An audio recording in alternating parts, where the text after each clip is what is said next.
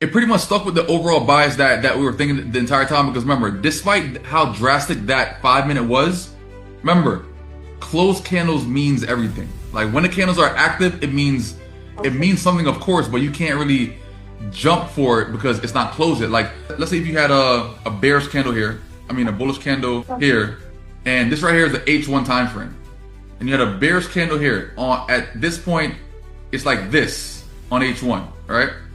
Remember, this is very like a true scenario that you might come across where you have to think within this manner at all times, right? H1 time frame, candles are looking like this right now, right? Time is, let's say, 2:21. How much time is left inside this candle? So it's 39 minutes left.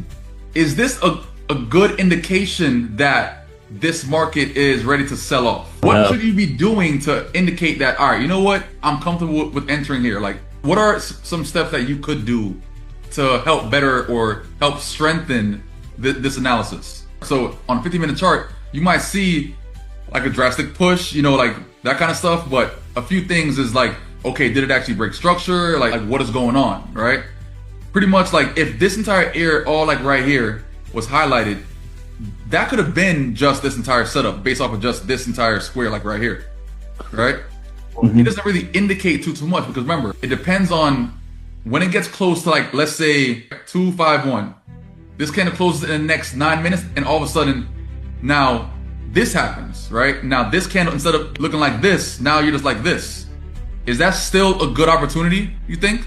It's very weak, but are you gonna throw away the sell opportunity as far as like, is that just off the table? Lower time frames is looking like this. The higher time frame is looking like this, right? And it's, we said 2:51, right? We have 9 minutes. What are some things that I could look at to help strengthen this analysis? And is the sell opportunities out the window? Can I still look for sells? This is still happening on lower time frames. You still had a break of structure on lower time frames. Remember, max retrace is all the way up here.